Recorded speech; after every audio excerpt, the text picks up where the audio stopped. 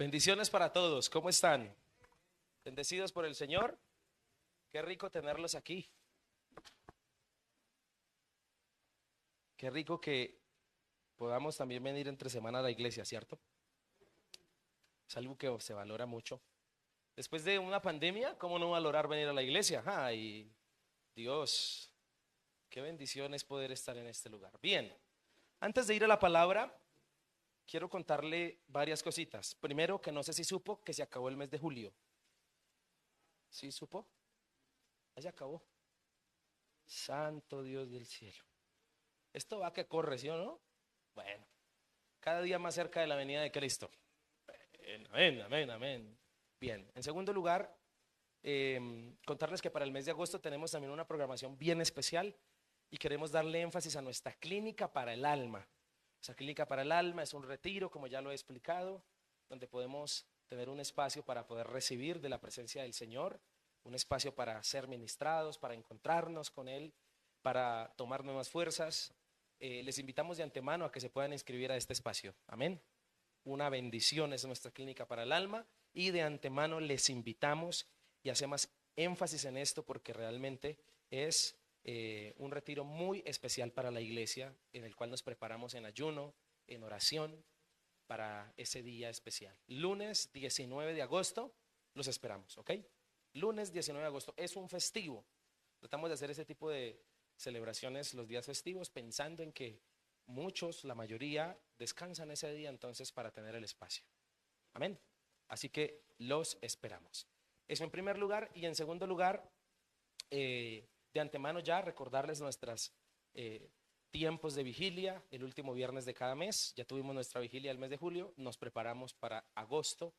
Son tiempos de bendición, así que los esperamos porque créame que va a ser un tiempo especial para recibir de la presencia del Señor. Los esperamos. Bien, ahora sí. ¿Están listos para la palabra de hoy? No, en serio. Ay, Dios. Dile al que está a tu lado, prepárate para que el Señor te hable. Imagínense, si uno a veces, el jefe, la esposa, ¿no? Le dice a uno, tenemos que hablar, uno se asusta. ¿Cómo será que el Señor le diga, tenemos que hablar? Uy. Bueno, empiezo. Escuché un trabalenguas filosófico muy cierto de la vida con 3 palabras: cargo, encargo y carga. Las 3 palabras. ¿Ok? ¿Se la memorizó? Cargo, encargo y carga. Entonces, ese acertijo, ese trabalenguas filosófico dice así: hay gente con cargo que se le da un encargo, pero no sienten carga. ¿Sí escuchó? ¿Otra vez? Ok. Hay gente con cargo que se le da un encargo, pero no sienten carga. Y también hay gente con carga por un encargo para el que no tiene encargo. Filosofías de la vida. ¿Estamos de acuerdo? Otra vez lo menciono. Hay gente con cargo que se le ha dado un encargo, pero que no sienten carga. Y hay gente con carga por un encargo para el que no tiene encargo. Cuando hablamos de cargo, hablamos de posición, ¿cierto? Título. Cuando hablamos de encargo, estamos hablando de tarea, de función. Y cuando hablamos de carga, es sentir en el corazón la pasión. ¿Estamos de acuerdo o no? Sentir en el corazón la pasión. Y Dios definitivamente a todos los que estamos aquí nos ha dado un encargo, una función, una tarea para la cual Él espera que tú sientas carga, pasión. ¿Sí o no? Va a ser muy difícil y muy complicado llevar a cabo el encargo de Dios sin carga. Es más, Dios a veces no se fija tanto en que tengas el cargo para darte el encargo. Dios a muchos los pone con la función de pastorear sin ser pastores. Y en última, lo que el Señor quiere no es el cargo, sino que sientas carga. ¿Estamos entendiendo el juego de palabras? Ok, en ese orden de ideas, sin merecerlo, definitivamente nos dio cargo, porque nos hizo ser llamados sus hijos. ¿Y qué mejor cargo que ese? También hay otro título que el Señor nos da en la palabra a todo aquel que decide ser su seguidor, y es el cargo de ser iglesia. Sabemos que la iglesia no son las paredes, no son los techos, no son los templos, no son los lugares, sino son las personas, porque Jesucristo dijo que vendría por su iglesia, hablando de gente. Entonces, si hablamos de cargo, podríamos hablar de dos cosas: de ser hijos y de ser iglesia. ¿Cuántos de los que están aquí se consideran la iglesia de Cristo? ¿Usted se considera iglesia de Cristo? Mire el que está a su lado, a ver si tiene cara de iglesia. Bueno, le tengo que ser muy sincero, algunos no parecemos iglesia, algunos parecemos catedral. Pero bueno, ¿cierto? Dijo un pastor un día: muchos de los hermanos que están aquí no son el varón de Dios, sino el balón de Dios. Definitivamente el Señor, sin que lo mereciéramos, nos dio cargo. El cargo o el título de ser sus hijos, de ser su iglesia. Entonces, el Señor nos ha dado encargo, nos ha dado cargo, pero espera que nosotros sintamos carga. Carga, cuando hablamos de carga, estamos hablando de pasión, de que me duela, de que yo sienta que es conmigo, de que yo sienta que es realmente una responsabilidad que el Señor me ha dado para que no bote la toalla. Y la carga definitivamente tiene que ver con el compromiso de cada uno de nosotros, porque aunque ya tenemos cargo y tenemos encargo, tarea, ¿cuántos creemos que a la iglesia le hace falta carga? Le hace falta pasión por hacer la obra del Señor, ¿verdad que sí? Nos hace falta definitivamente nos hace falta carga. Y a través del apóstol Pedro, esto es lo que en una porción de primera de Pedro el Señor quiso hacer con su iglesia. Le habla del encargo que le deja, del encargo, de la tarea, de una tarea especial, habiendo muchas en la Biblia y pudiendo nosotros interpretar muchas. Pero definitivamente quisiera hacer énfasis en una que Pedro nos cuenta, que es la voluntad del Señor, que la sepamos. Y este encargo, lo mínimo que el Señor espera es que sintamos carga. Porque aquí está la iglesia, ya tienen el cargo, tenemos el cargo de ser iglesia. Ahora el encargo lo encuentro en Pedro y el objetivo es que sintamos la carga para poder llevarlo a cabo. Entonces quiero que lo leamos. Se encuentra en primera de Pedro capítulo 5 versículo 1. Y leeré Reina Valera. Primera de Pedro capítulo 5 versículo 1. A través del apóstol Pedro, repito, el Señor le dio un encargo a la iglesia. Y aquí lo puedo descubrir. Quisiera que lo leyéramos. Entonces dice la palabra del Señor así: ruego a los ancianos que están entre vosotros, yo anciano también con ellos y testigo de los padecimientos de Cristo, que soy también participante de la gloria que será revelada. Versículo 2, ahí viene el encargo. ¿Cuál es el encargo? ¿Cuál es?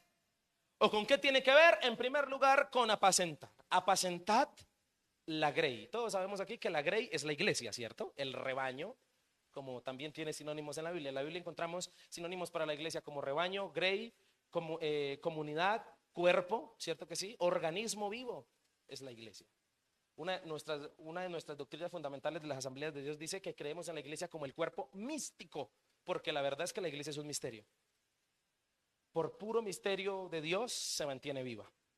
Y en ese orden de ideas, aquí encontramos parte del encargo que Dios le ha dejado a la iglesia a través del apóstol Pedro.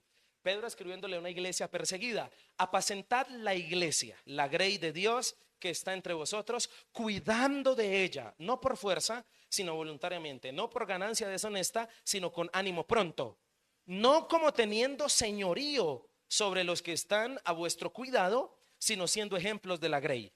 Y cuando aparezca el príncipe de los pastores, versículo 4, vosotros recibiréis ¿qué? ¿Cuántos desean esa corona? La corona incorruptible de gloria. Igualmente, versículo 5, sigue el encargo para la iglesia. Jóvenes, estad sujetos ¿a quiénes? A los ancianos, y todos sumisos unos a otros, revestidos de humildad, porque Dios resiste a los soberbios y da gracia a los humildes. Descubro en estos primeros versículos del capítulo 5 el encargo que el Señor a través del apóstol Pedro le deja a una iglesia, o le da a la iglesia, para el entonces perseguida. Todos sabemos aquí que la iglesia para el tiempo en el primer siglo, y especialmente a la que le escribe el apóstol Pedro, es una iglesia perseguida por el emperador Nerón de Roma, que no tiene la libertad de venir a la iglesia como usted y yo, que tiene que esconderse en las casas, que tiene que ser perseguida. Pero yo creo que usted descubra algo conmigo, que a pesar de la situación que pase a la iglesia en cualquier tiempo, el encargo sigue siendo el mismo. ¿Por qué hago énfasis en esto? Porque la mayoría de personas nos parece que a mayor dificultad hay que quitarle cargos y encargos. No, te veo muy cargado, te voy a quitar responsabilidades. Nos parece que el sinónimo de dificultades, de problemas, de persecuciones, en el caso de la iglesia, de pronto la haría entendible delante de Dios para que no cumpla el encargo. Pero lo que te quiero decir con esto es que perseguidos y todo, pasando problemas, pasando dificultades, el encargo sigue siendo encargo. Tú y yo, ¿qué te quiero decir? En otras palabras, que tú y yo, no importando las situaciones que vivamos, tanto familiares, personales, dificultades, pecados que tengamos encima, que sean fuertes de quitarse de nuestra vida, aún teniendo debilidades, eso no invalida el encargo. Debes seguir siendo iglesia donde quiera que el Señor te ponga. Con tus debilidades y todo, tienes que seguir siendo iglesia. ¿Estamos de acuerdo con eso? En ese orden de ideas, eso descubro con la carta de Pedro, porque me parece un poco conmovedor, pero también a la vez un poco valorativo de parte de Dios, no viendo sus dificultades, sino viendo su potencial, porque no son ellos, es el Espíritu Santo a través de ellos. Y si tienen la ayuda adicional del Espíritu Santo, ¿por qué quitarles el encargo?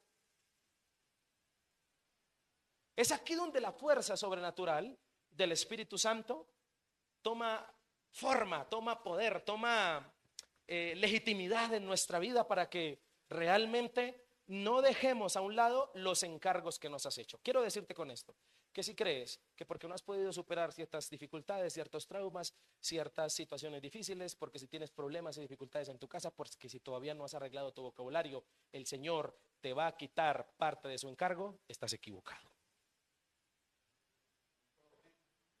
El encargo sigue siendo encargo. La pregunta es, de fondo, ¿sentimos carga por hacer la tarea? Bueno, de eso se trata el mensaje de hoy. Pedro le escribe a esta iglesia, y si bien hay encargos individuales, cuando hablo de encargos me estoy refiriendo a los propósitos que cada uno de nosotros tenemos con el Señor. Definitivamente todos en el cuerpo de Cristo no fuimos llamados a ser riñón, no fuimos llamados a ser pulmón, no fuimos llamados todos a la misma cosa. Independientemente, si bien Dios tiene propósitos para cada uno, encargos, tareas individuales, la iglesia en conjunto también ha sido llamada a tener tareas conjuntas. Por eso, de aquí el nombre de la predicación: un encargo. ¿A quién? A la iglesia. Un encargo a la iglesia. De esto quiero hablarle en esta noche. Y con cada uno de nosotros damos gloria al Señor que Él tiene proyectos, propósitos, planes, pero a la vez todos esos proyectos y planes de cada uno de ustedes armonizan a un único plan en conjunto, que es ser el plan y el proyecto divino de Dios.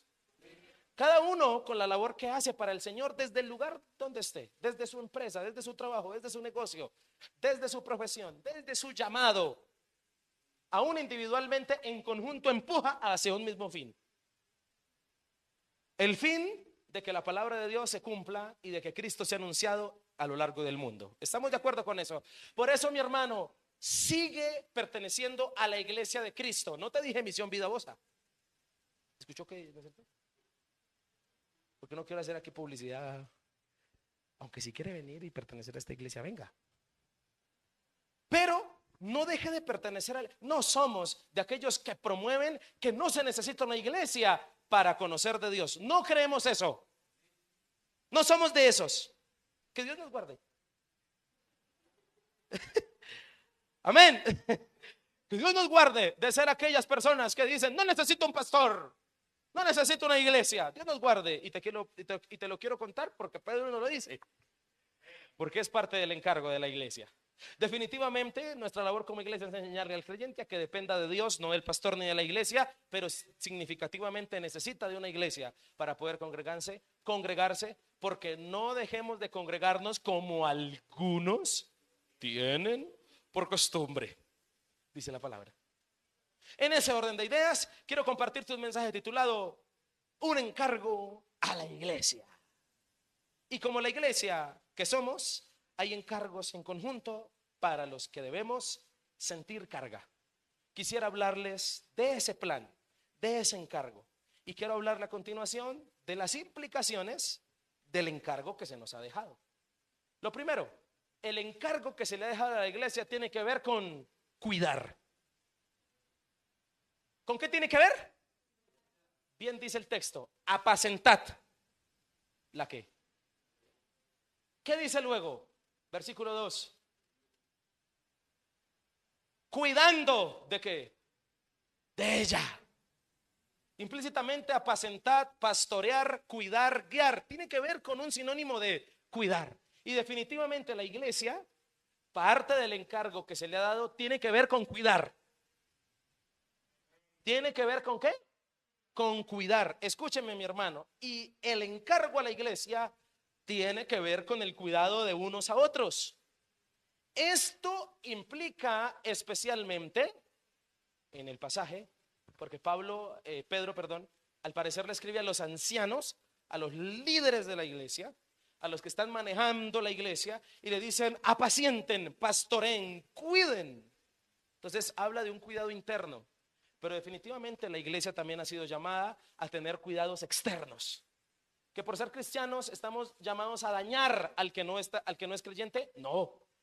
Definitivamente cuidar es un principio que se le ha dado como encargo al que es creyente. ¿Aló? ¿Estamos entendiendo esto? Como le mencioné, en el primer versículo se nos habla de ser dirigido especialmente a los ancianos. Entiéndase por ancianos pastores, líderes. Entiéndase por ancianos personas de autoridad. No está refiriéndose a los viejitos, está refiriéndose a aquellos que tienen autoridad en la iglesia, bien sea un pastor, bien sea un líder, pero también caben dentro de esa cuadro, dentro de ese margen, cabe todo hermano, porque en toda iglesia hay hermanos que, aunque de pronto no pastoreen o ejerzan un liderazgo visible, definitivamente son autoridad para otros, por sus años de experiencia, por sus medallas de honor en las batallas, las cuales para los cristianos son las cicatrices. Y definitivamente aquí en este lugar hay sentadas personas con cicatrices que les dan mucha autoridad. Aló, ¿cierto que sí? Que le dan autoridad sobre otras. Entonces, en esta palabra ancianos caben todos aquellos que son maduros, que son de autoridad, que consienten el bien, que procuran el amor entre hermanos, que hablan el mismo latir del corazón de Dios. Y para esto se necesita madurez. Porque también se pueden conocer personas de muchos años de cristianos, posiblemente con cargos de pastor, de líder, pero con el deseo de hacerle daño a la iglesia. Entonces, definitivamente ancianos habla de las personas de autoridad maduras, que tienen el mismo latir del corazón del Señor, conforme a su iglesia. Y todos sabemos aquí que el Señor ama a su iglesia, quiere cuidarla tanto que hasta se entregó por ella. Entonces definitivamente hay un llamado en el encargo que el Señor nos ha dado como iglesia, y es de cuidar. Cada uno de nosotros seguramente ejerce algún tipo de autoridad sobre otros. Estoy seguro que sí. Tú que estás aquí sentado, riges y representas autoridad, representas liderazgo, mentoreo, representas ser un anciano para alguien. Definitivamente es una responsabilidad muy grande de la cual no hay que jactarse, No hay que jactarse por el sencillo principio de que es una gran responsabilidad. Dios nos guarde. Pero en el caso de esta iglesia, Visión Vida Bosa, que el Señor me ha dado la oportunidad de pastorear, pues aunque muchos no estén de acuerdo, pues yo soy el anciano de la iglesia. Y aunque muchos tengan canas y sean mayores que yo, pues Dios me ve como un anciano. Cosa que no me enorgullezco, porque qué responsabilidad. No sé si me hago entender. Más bien por eso me gusta que los demás, que las personas sientan también la carga de llevar la iglesia. Y definitivamente en ese orden de ideas, todos aquí ejercemos cierta autoridad sobre alguien. ¿Qué haría que una persona no fuera un buen cuidador? ¿Sabe con qué tiene que ver no ser buen cuidador? No ser buen cuidador tiene que ver con el mal carácter. Porque particularmente para cuidar hay que trabajar el carácter. Porque para cuidar tú no puedes salir con que no te importa, porque dañarías. Para cuidar tú no puedes salir con que a mí no me importa lo que la gente diga. Tú tienes que cuidar tu testimonio, porque es el testimonio de Cristo. Entonces definitivamente para hablar de cuidar se necesita tener carácter. Particularmente la gente que no tiene carácter no puede cuidar. Porque la gente que no tiene carácter formado tiende a dañar. Eso le pasa a los padres con los hijos. Por a veces faltarles carácter, muchos padres le han hecho mucho daño a su hijo. No lo han cuidado, lo han dañado. A través de la alcahuetería, a través de entregarle cosas fáciles, a través de ponerle todo en bandeja de plata, a través de que no cueste. Esto en el lema de los padres, ¿no? Y así sucesivamente se puede repetir en otro tipo de cosas. Definitivamente para cuidar hay que trabajar el carácter. Por eso le habla a los ancianos. Me quiero adelantar. Por eso a los jóvenes de la iglesia, por allá en el versículo 5, la recomendación es sujétense a los ancianos. Y no habla de jóvenes simplemente de los muchachos de edad joven, sino habla de aquellos que no tienen mucho tiempo en el evangelio. Cosa que yo no le puedo entregar el micrófono a alguien que está apenas empezando para que pase aquí a dar un mensaje o siquiera a cantar o a dirigir, porque es un joven. Y todos creemos que tenemos de acuerdo con eso. A los ancianos se les da el trabajo de cuidar. Por eso si tú ejerces autoridad y eres referente para alguien en tu cristiandad, recuerda que tienes un gran trabajo, un encargo. Diga conmigo, cuidar. ¿Se acuerda que Jesús dijo, hay de aquellos que se meta con alguno de mis? Hablando de aquellos que desde una forma de sinvergüenza no le importa dar mal testimonio, no le importa guiar bien a la gente, sino que aún teniendo muchos años en el evangelio, caminando con Cristo, no les importa cuidar y se comportan como sea, mal. Tú estás siendo llamado a cuidar que el corazón de la gente, a cuidar la fe de tu hermano, a cuidar a aquellos que hasta ahora están queriendo creer y empezando. Estamos llamados a cuidar. ¿Cuántos creen eso? En ese orden de ideas, mi querido hermano, los que han padecido, como dice también el versículo 1, son llamados a cuidar. Yo anciano también con ellos y testigo de los padecimientos de Cristo, que soy también participante de la gloria que será revelada. Siguiente, apacentar. ¿A quiénes está llamando a cuidar? Está llamando a cuidar a los ancianos y a los que han padecido. Oiga, qué cosa tan tremenda. Qué linda conjugación hace Pedro en este pasaje, hablándole a los que son ancianos, que tienen mucho tiempo, mucha experiencia con el Señor. Los llama también hombres y mujeres, uno, que han padecido por causa del Señor y testigos de los padecimientos de Cristo. Definitivamente una persona que ha padecido en la vida es una persona a la cual el Señor, por alguna razón divina, le encarga hacer un cuidado. Porque padecer implica que sufrió. ¿Cuántos de los que están aquí, a poco no, han sufrido y han podido coger a unos cuantos hijos, amigos, personas jóvenes y les han dicho, oye, ten cuidado con esto? Yo ya lo viví. Eso es cuidar. Y le quiero decir, quiero referirme aquí por un instante, permítame hablar de lo que estaba mencionando hace un momento, que le quiero dar pena. Definitivamente hay que desconfiar de las personas que no llevan en su vida cicatrices. No hay que confiar mucho en esas personas que no llevan cicatrices en la vida. Cuando hablamos de cicatrices, estamos hablando de personas que un día tuvieron heridas. Y las heridas y las cicatrices son medallas de honor para el que ha sufrido. ¿Por qué? Porque implica que cuando hubo que ir a la batalla no huyó, la enfrentó y le dieron duro y sufrió. Y hubo heridas que hubo en su momento, pero que luego se sanaron y quedaron, diga conmigo, cicatrices. Dios bendiga a esas personas. Dios bendiga a las personas con cicatrices. ¿Por qué? Porque son medallas de honor que implica que no corrieron ante una batalla, sino que vivieron el dolor, lo sufrieron y ahora con la cicatriz están habilitados para advertir, para cuidar, para aconsejar a otros para que no pasen por lo mismo. Definitivamente, si tú has sufrido en esta vida y Dios ha sido el que te ha ayudado y el que te ha levantado, Dios te ha llamado a ser cuidador de otros. ¿Aló? Dios te ha llamado a ser cuidador. Y definitivamente esos son los que más valen la pena. Además, en el versículo 2 y 3, la palabra concurrente es apacentar, cuidar, esa grey, y se dan algunas recomendaciones, porque cuidar implica alimentar, implica guiar. Por eso, si usted se ha dado cuenta, por lo menos en esta iglesia, hablo por mí, no hablo por los demás, porque Dios no me mandó a hablar de otros, sino a hablar de mí. Y si nombro errores son los míos, no de otros pastores. Dios no me mandó a eso. Dios me mandó a hablarle la palabra del Señor. Y por eso procuro prepararla para que usted se alimente bien, porque mi labor es cuidarlo. Y qué mejor cuidarlo a usted desde la palabra del Señor. Pero hay un gran reto que tiene la iglesia hoy en día. Y es que a raíz de la pandemia, todo el mundo tiene acceso a través del internet a miles y miles de predicadores. Y te quiero en esta noche por lo menos dar 3 predicadores que existen. Voy a tomar agua primero.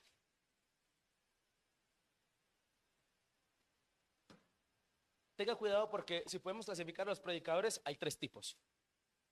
El primero, están los predicadores que usted no puede escuchar. ¿Por qué? Porque dañan. Porque enseñan cosas que no son. Cosas que no son de Dios ni de la palabra. Y hoy en día, incluso la gente ya no sigue denominaciones, sigue personas. La gente hoy en día viene y le dice a uno, pastor, por internet sigo a un pastor, su nombre es tal. ¿Y qué tal? Impresionante. Y va uno y busca y es un testigo de Jehová. ¿No, en serio? Y va uno busca y es un mormón. La gente hoy en día ya no sigue denominaciones. ¿Qué sigue? Gente, pastores, referentes. Pero le voy a decir una cosa, tenga cuidado. No con esto estoy invalidando que usted escuche predicaciones por internet. Hay gente muy buena que hay que escuchar. Pero por lo menos le estoy diciendo, tenga cuidado. Tenga cuidado. Porque muchas personas escuchan a tantos que se indigestan espiritualmente. ¿Y qué pasa cuando usted come mucho de todo? Se vomita, se enferma. Eso pasa con el espíritu. Por eso hay un primer tipo de predicador, el que usted no puede ¿qué? Escuchar. Aquel que no le abre la palabra, aquel que no le predica las escrituras, corra y huya de ahí. Pilas, porque ese no lo está cuidando, lo está dañando. Mal pastor, aquel que te pone en contra de la iglesia donde tú asistes presencialmente. Porque aunque tú escuches a ese pastor de internet, el que viene a consolarte cuando está chillando es ese de carne y hueso que no sabe mucho. ¿Sí o no? Segundo tipo de predicador. El predicador que uno puede escuchar. Aquel que es sano. Como le mencioné, hay muchos referentes buenos, hay grandes pastores que uno podría escuchar y lo alimentan y lo edifican. Pero definitivamente está el tercer tipo de pastores o predicadores, y es el que usted no puede dejar de escuchar. ¿Por qué? Porque usted sabe que a través de esa persona Dios le habla, Dios lo forma, Dios lo mentorea, Dios lo cachetea, Dios lo regaña. ¿Estamos de acuerdo con eso? Por eso, mi hermano, ya usted hará cuentas. Y el pastor Jason Olarte, ¿dónde debe estar? Definitivamente no en el primero. Yo no sé dónde me tenga. Lo importante es que usted se alimente bien. ¿Estamos de acuerdo? Por eso para mí vale más una buena prédica que una visita. Perdónenme sin ser tan sincero. ¿Sí o no? Una buena palabra porque alimenta más tu espíritu y tu corazón. En ese orden de ideas, escúcheme, otra versión también dice de estos textos: háganlo con gusto, no de mala gana ni por el beneficio personal que puedan obtener de ellos, sino porque están deseosos de servir a Dios. No abusen de la autoridad que tienen sobre los que están a su cargo, sino síganlos con un buen ejemplo. Definitivamente, para terminar esta primera parte, a la hora de cuidar hay que tener en cuenta las motivaciones y los métodos. ¿Qué te motiva a ti cuidar a los demás? Pedro es claro y les dice: no lo hagan por ganancia deshonesta, no lo hagan teniendo en poco a la gente, enseñoreándose de ellos. No, pilas con las motivaciones. ¿Qué te hace a ti cuidar a la gente? ¿Qué te hace cuidar a los demás? Que la motivación sea correcta, y la motivación debe ser limpia, y cuando hablo de limpia es que se parezcan a Cristo.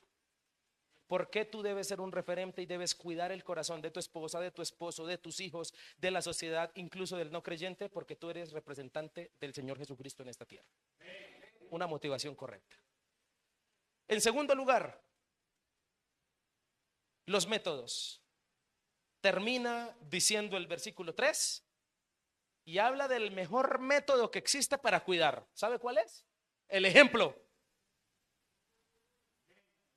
¿Cuál es el mejor método que existe para cuidar el corazón de alguien, la vida de alguien, la fe de alguien? Diga conmigo: el ejemplo es el mejor método que existe. Porque qué cosa tan tremenda alinear lo que se cree, lo que se piensa y lo que se hace, ¿sí o no? Y que Dios nos ayude, porque las tres dan como resultado ejemplo. Si usted se descacha en alguna, si usted cree una cosa y hace otra, dio mal ejemplo.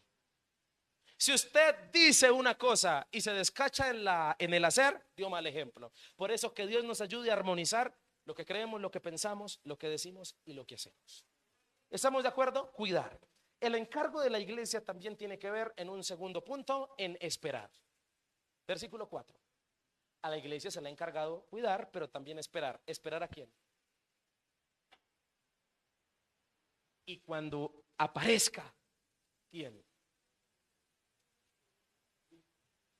El Señor Jesús, el príncipe de los pastores. Vosotros recibiréis la corona incorruptible ¿de qué? De gloria. Definitivamente el encargo que se le ha dado a la iglesia, primero de cuidar, pero también de esperar. ¿Y de esperar a quién?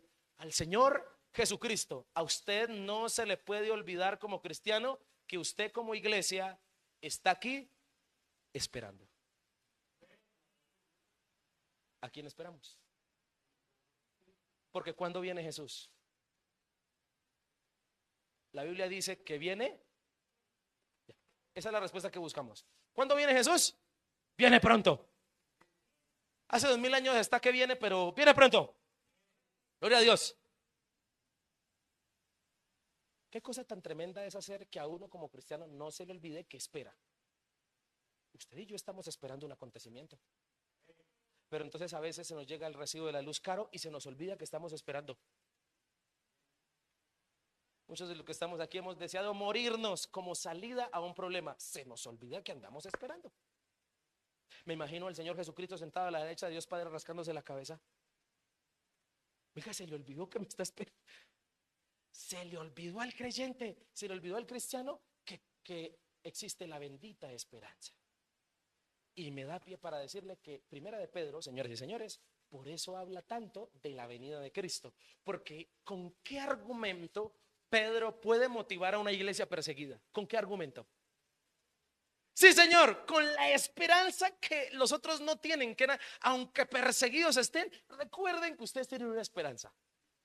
¿Cuál es esa? Que Cristo vendrá. Entonces, por favor, ayúdame a predicarle a tu lado y dile: no se te olvide que estás esperando. Cuando venga Jesús, ¿cómo va a ser la cosa? ¿Cómo va a ser la cosa? ¿Cómo va a ser la cosa cuando Cristo venga por usted y por mí? Dígame. ¿Se le olvidó cómo es que dice la Biblia? Entonces celebraremos las bodas del Cordero. Entonces la palabra dice en Apocalipsis que allí llanto no habrá, que habrán vestiduras blancas, que habrán coronas. En ningún lado habla de tristeza. ¿Acaso esa no es la vida que usted y yo soñamos? Hermano, no se le olvide que como iglesia se nos da un encargo, y el encargo es esperar. Esperar la venida de nuestro Señor, a la cual nosotros la llamamos bendita esperanza. Y este debe ser el enfoque de la iglesia. Este debe ser una de las grandes motivaciones de la iglesia para cambiar y para hacer la diferencia y lo que es correcto. ¿Quieres hacer la diferencia? ¿Quieres hacer lo correcto? Que no se te quite ningún día de la vida que estás esperando a alguien. Y por ende, si estamos esperando, importa cómo nos encuentren. ¿Cuántos de los que están aquí ha llegado una visita inesperada a la casa y lo ha encontrado en fachas? Y usted llega y corre la cortina y ¿y usted qué hace? Sí, ay, esa risa me dice que le ha pasado. Y seguramente a algunos de los que están aquí les ha pasado con el pastor. Yo a más de uno que no quiero poner en ridículo lo he encontrado en ciertas fachas. No, mentira, me molestan. Pero definitivamente a la hora de esperar implica cómo nos encuentren. Una pregunta de fondo, por cierto. ¿Cómo te gustaría que Jesús te encontrara? Hablamos del rapto de la iglesia, ¿no? Creemos que va a suceder. ¿Cómo quieres que te encuentre? Sí, perfecto, en santidad.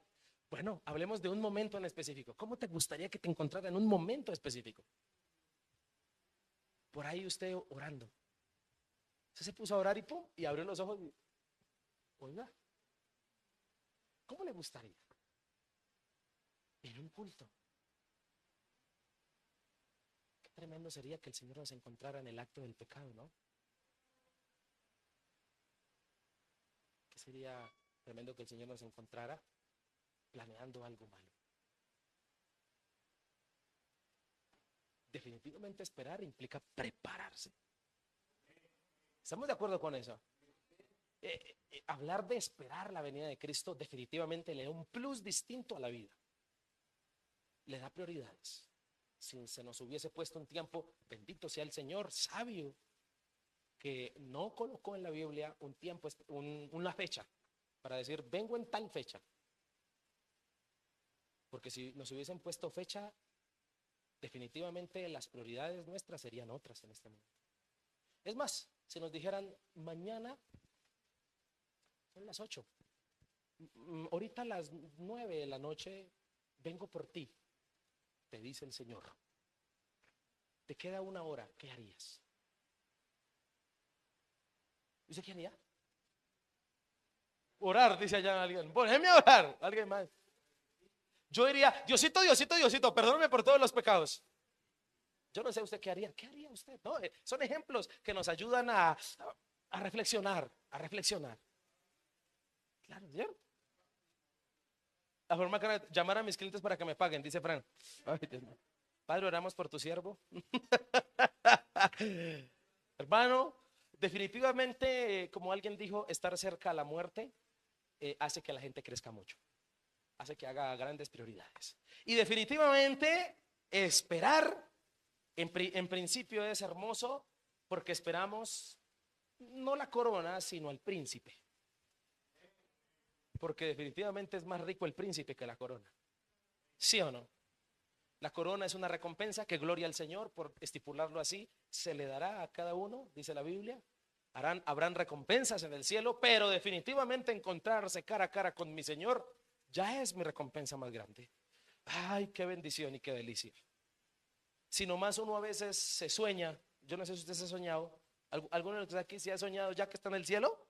Eso le pasa a algunos hermanos, a mí me ha pasado. Y eso es una bendición, un sueño. ¿Cómo será la realidad?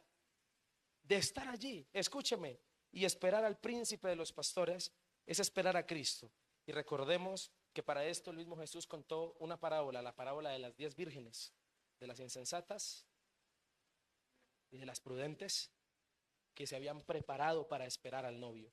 Por eso demostremos vivir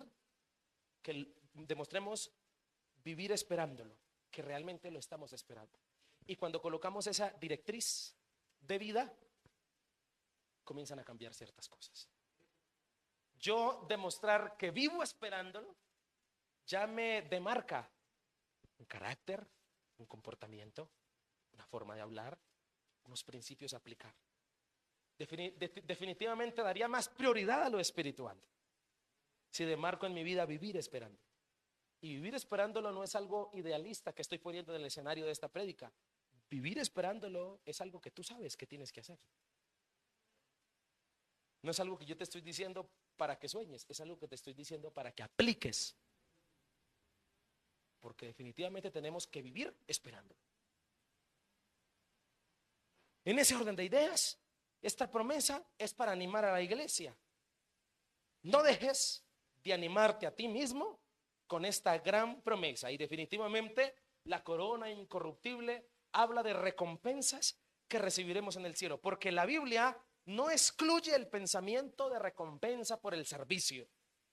Dios quiso así estipularlo, darle recompensas a sus hijos allá en el cielo. Bendito sea Dios. Pero también, escúcheme, la Biblia hace referencia a la recompensa celestial como un incentivo también por la fidelidad. ¿Estamos de acuerdo con eso? En ese orden de ideas, por eso que tu mayor obra por el Señor en la tierra sea haber sido fiel.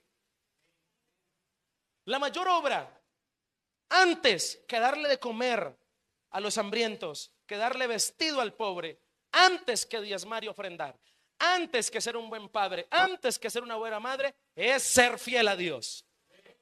Aló. ¿Cuántos alaban el nombre del Señor?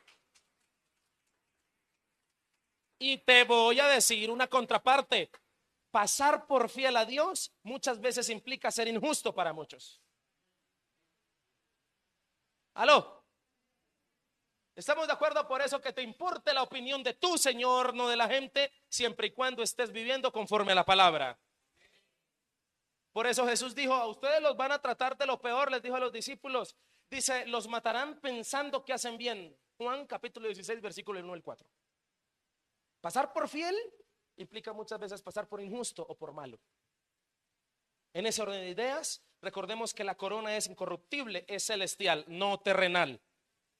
Es una recompensa celestial. Y vale la pena esperar su venida. Vale la pena esperar al príncipe de los pastores. Y vale la pena recibir una recompensa que nunca se daña. ¿Cuántos creen eso? A la iglesia de Cristo se le encarga de esperar a su dueño, a Jesús.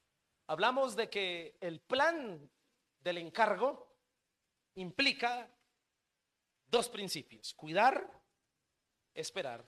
Pero hay un último, versículo 5. Implica humildad. ¿Qué implica el encargo? Igualmente, jóvenes, estad sujetos a los ancianos y todos sumisos unos a otros, revestidos de humildad, porque Dios resiste a los soberbios y da gracia a los humildes. He descubierto y aprendí y le enseño, si no lo sabe, que la inteligencia más grande del mundo es la que tiene la capacidad de sintetizar. ¿Sí me hago entender? De hacer sencillo lo que es complejo. Un hombre le pregunta a Jesús con el deseo de tentarle, teniendo para el momento alrededor de 6,000 mandamientos. Estoy hablando de los fariseos, de los escribas. Y le pregunta a Jesús con el ánimo de tentarlo, con el ánimo de hacerlo caer, con el ánimo de ponerle una trampa. Bueno, Jesús, ¿cuál es el mandamiento más importante? El mayor. En un contexto fariseo existe la Torá, existe el Talmud y existe el Midrash. El Talmud y el Midrash es sacar en limpio todo aquello que en el Pentateuco, en los primeros 5 libros de la Biblia, encuentras como mandamiento. Entonces estaban divididos en dos: en lo que puedes hacer Se dice que algunos estaban clasificados en 365 días para que cada día supieras lo que tienes que hacer y lo que no tienes que hacer. Todos son importantes, por eso para los fariseos les parecía pecado muchas cosas y muchos escenarios fueron para Jesús en sábado. Sanaste a esta persona en sábado, estás cometiendo un pecado, no eres de Dios. Tus discípulos están cosechando trigo en sábado, no eres de Dios.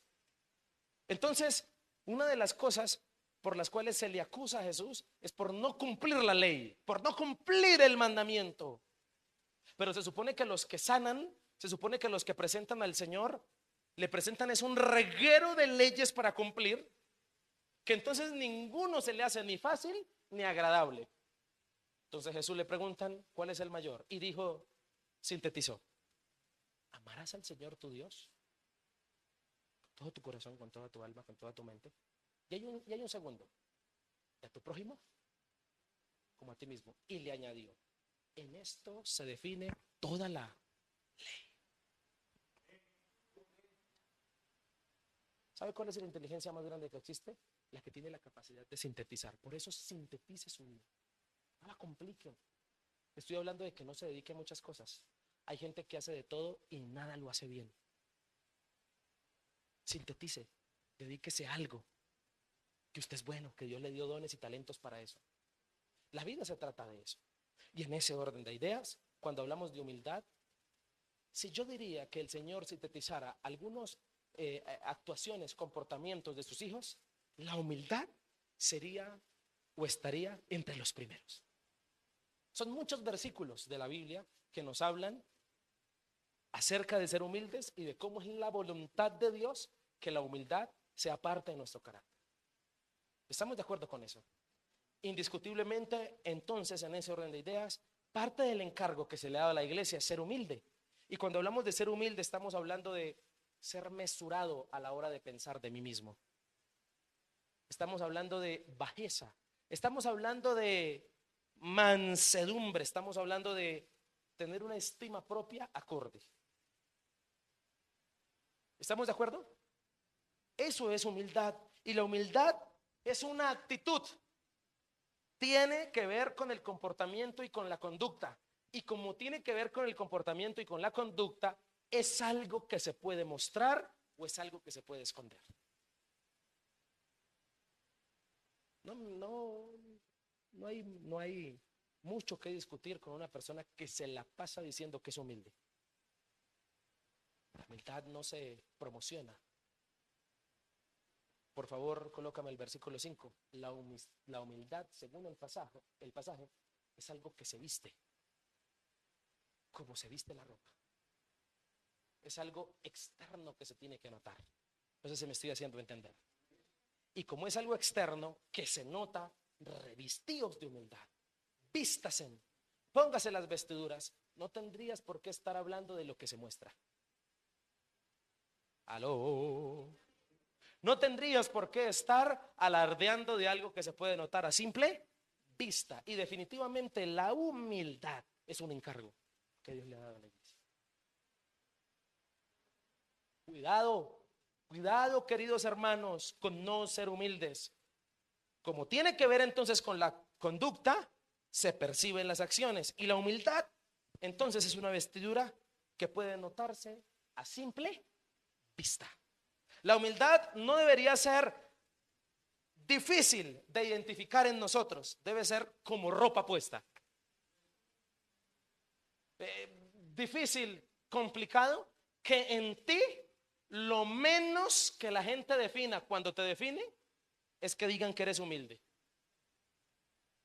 Debería ser una de las primeras palabras que se le venga a la boca a tu esposa, a tus hijos, a la gente que te conoce realmente de ti. Debería ser, porque a simple vista se debe ¿qué? Notar. En ese orden de ideas debe ser modelada como ejemplo y condición de vida. Es, por supuesto, un principio fundamental a la hora de dirigirse y de acercarse a otros. La humildad se percibe esencialmente en un acto. ¿Cómo saber de primerazo si alguien es humilde? Por la palabra sujetos, sumisos. Si a una persona le cuesta sujetarse a una autoridad, no es humilde. Aló. La sujeción y la sumisión en este pasaje son la medida, es el acto que mide si alguien es humilde o no es humilde. Por eso, ¿cómo estamos en este tipo? Y sabe, es un principio transversal de la vida que tú tengas personas que consideres mejores que tú, que sean mentores para ti y que tú las admires como autoridad. Es beneficioso, altamente beneficioso para una persona eso. Si tú te pones a mirar la Biblia, los grandes hombres de Dios tuvieron mentor. Tuvieron a quien sujetarse terrenalmente y celestialmente al Padre Celestial. Entonces, no luches con la autoridad, no luches con sujetarte, porque la sujeción está midiendo de entrada qué tan humilde eres. ¿Aló? ¿Usted me está entendiendo lo que le estoy diciendo? Aquel que se sujeta a una tarea, que barre, que trapea, que se pone la 10, como decimos a veces. Aquel que no cuestiona cuando sabe que el varón, la mujer de Dios, cuando la autoridad le está guiando. Para mí ha sido un principio transversal de entender en mi vida, aprender a sujetarme a mi pastor. Aprender a sujetarme, y cada vez que lo he hecho y he vivido en esa sujeción y en esa cobertura, he sido bendecido. ¿Por qué? Porque eso mide cuán humilde eres tú. Nunca se te olvide eso. Nunca luches con la autoridad. Cuidado con eso. Los jóvenes del pasaje son todos aquellos que se consideran o considerados tener una corta o una prematura o apenas estar iniciando en un camino cristiano. Y definitivamente toda persona necesita un mentor, alguien que le dirija. Dios a través de ellos nos habla. Muchos encontramos el consejo de parte de Dios en un mentor, en un anciano, como el pasaje lo dice. Por eso dice: sujétense a los ancianos, porque a través de ellos encuentras también la voz del Señor. No vivas como volador sin palo. No vivas sin sujetarte a nadie. No vivas así. No seas de esos que se hacen daño a sí mismos, que terminan solos, que terminan llamando a lo malo bueno y a lo bueno malo. ¿Estamos de acuerdo? Cuando uno es sujeto y humilde, siempre encuentra el consejo. Recuerde que en la Biblia hay muchos ejemplos acerca de esto. Una nación que se enorgulleció, que no quiso sujetarse a nadie y fue destruida. Edom, a través del profeta Abdías. ¿Estamos de acuerdo? Y particularmente hay algo terrible que hace el orgullo, la soberbia. Termina el pasaje hablando de esto, y es engañar. El orgullo y la soberbia te engañan al portador. Le hacen anular que un día necesitó el favor de alguien. Le hace anular el favor de Dios, le hace anular el favor de los demás en su vida, le hace anular que Dios ha usado a otros para bendecirle. Por eso ten cuidado con el orgullo y la soberbia, porque el pasaje termina Pedro citando Proverbios 3:34 y diciendo: porque Dios resiste a los soberbios y da gracia ¿a quiénes? A los humildes. Y resistir es, ¿qué es resistir? Desechar, no soportar. No resisto, dice Dios, al soberbio, al altivo, al que se cree más que los demás. ¿Está bien? Termina hablando de humildad y da gracia a los humildes, porque el humilde de lo que más habla es de la gracia que recibe. ¿Aló? El humilde, ¿de qué es lo que más habla? De la gracia que recibe, que ha recibido regalo. ¿Qué es gracia? Regalo inmerecido, favor inmerecido. En ese orden de ideas, mi querido hermano, para ir cerrando, Dios le ha dado encargos a la iglesia. El encargo de cuidar, de esperar, pero también de ser humilde. Y cuando hablamos de humildad, la iglesia, por ser de Cristo, debe parecerse al más humilde de todos, a Cristo. Cristo, con todo denuedo, puede exigirnos humildad, porque si alguien demostró humildad, fue Jesucristo. ¿Estamos de acuerdo con eso? Se humilló hasta lo sumo, dice la palabra. Humildad. No tuvo problema con las autoridades. No tuvo problema con lavarle las patas a los discípulos, llenos de callos y de uñas largas. Sí, piensa en la época. Y oler a feo. No tuvo problema. Porque ahí Dios nos ayude con los pies de algunos hermanos. Bueno, sigamos. En ese orden de ideas, a la iglesia se le ha dado un cargo: ser iglesia. A la iglesia también se le ha dado un encargo: cuidar, esperar y ser humilde. La pregunta es, ¿la iglesia siente carga? Ahí está. Ahí está. Debemos sentir carga por el encargo. Debemos sentir carga por los perdidos. Debemos sentir carga por los que no han vuelto. Debemos sentir carga por el que no conoce del Señor. Debemos sentir carga por querer cuidar, por querer esperar a nuestro Señor, pero carga también por ser humildes. Y le digo que Dios espera de nosotros que sintamos la carga, porque la carga depende de nosotros. ¿Cómo entregarte a ti una persona para que la cuides, le hagas un seguimiento, si no sientes carga? Para que le hagas una casa de vida, si no sientes carga. No te importa. ¿Cómo entregarte un servicio que le sirvas a Dios si no te importa tu privilegio? No sientes carga. Se te ha dado un encargo. La pregunta es, ¿sientes carga? Porque sin carga va a ser muy difícil hacer bien el encargo. Si hablamos de estas tres, escuchemos esto acerca de Jesús en función de Cristo. ¿Cuál es el cargo de Cristo?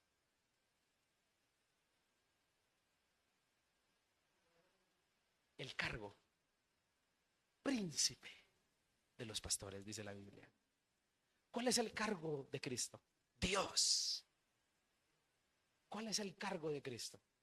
Dice la Biblia, me encanta el buen pastor. ¿Estamos de acuerdo? El buen pastor. El cargo de Cristo. Ahora, el encargo que se le dio a Cristo: salvar, morir en la cruz, cargar con todos los pecados de la humanidad. Ese fue el encargo que se le dio a él. Y la carga la llevó a cuestas: la cruz, los pecados, la corona de espinos. Y sintió carga por nosotros, que no nos dejó ir a nosotros a la cruz, sino que Él fue por nosotros. Esa es la carga de Cristo. Y dijo en Mateo capítulo 28 versículo 11, capítulo 11 versículo 28. Mateo 11, 28. Venid a mí, todos los que estáis trabajados y cargados, y yo os haré descansar. Llevad mi yugo sobre vosotros y aprended de mí, que soy manso y humilde ya casi viene. Que soy manso y humilde, ¿qué? De corazón, y hallaréis descanso para vuestras almas. 30. Porque mi yugo es fácil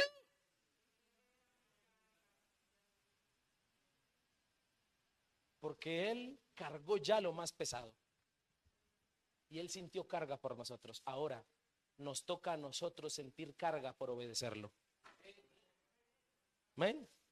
¿Cuántos de los que están aquí vamos a orar para que el Señor de hoy en adelante nos dé más carga por obedecerlo? Nos dé más pasión, más carga por hacer la tarea para Él, por sacarle tiempo. Carga, pasión. Porque no hay problema con el cargo, nos llama hijos, nos llama iglesia. Porque no hay problema con el encargo, ahí está en la Biblia. Lo que hay problema con la iglesia es con la bendita carga que no la siente. Que Dios nos ayude. Señor, estamos delante de ti y creemos que tú nos has hablado. Creemos que nos has dicho la verdad. Creemos que nos has dado un encargo como iglesia. Creemos que nos hablas a nuestro corazón. Padre, ayúdanos a sentir carga por obedecerte. Oro por los hermanos que están aquí presentes. Todos nos has dado un encargo. Algunos los has llamado a pastorear, a otros a ser líderes, a otros a hacer una casa de vida, a otros a cuidar a una persona, un alma. A otros nos has dado un encargo: predicar tu palabra. Nos has dado el encargo de criar bien a los hijos, el encargo de ser buenos esposos y esposas. Nos has dado el encargo de obedecerte. Y seguramente todos aquí evaluamos en el área en que te tenemos que obedecer. Nos has dado un encargo como iglesia. Nos has llamado a cuidar. Nos has llamado, Señor, a esperarte, pero también a ser humildes. Señor, que sintamos carga.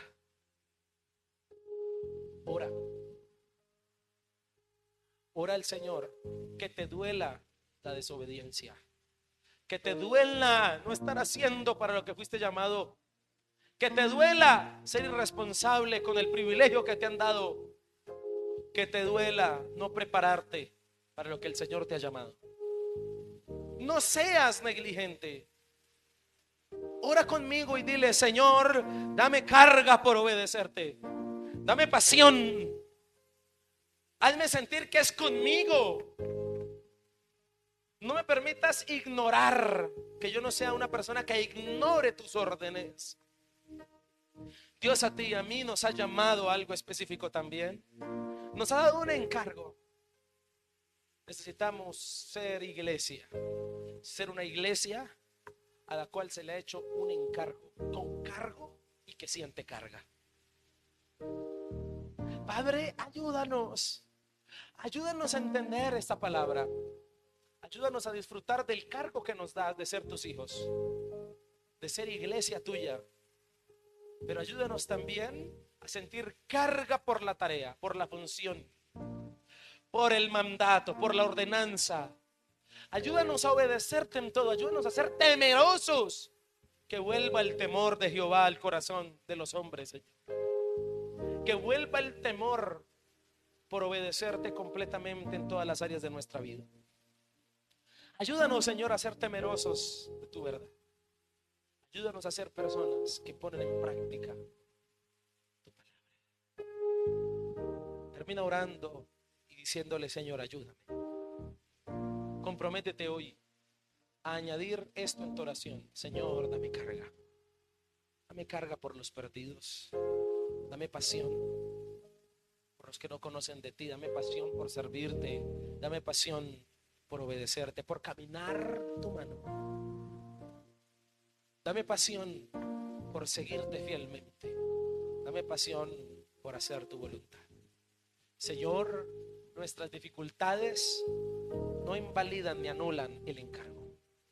Ayúdanos a entender eso. Te damos gracias, te bendecimos y te adoramos en esta preciosa noche, en el nombre glorioso de Cristo Jesús. Amén y amén, Señor. Amén. ¿Cuántos alaban su nombre? Tome su lugar, por favor. Queremos en este momento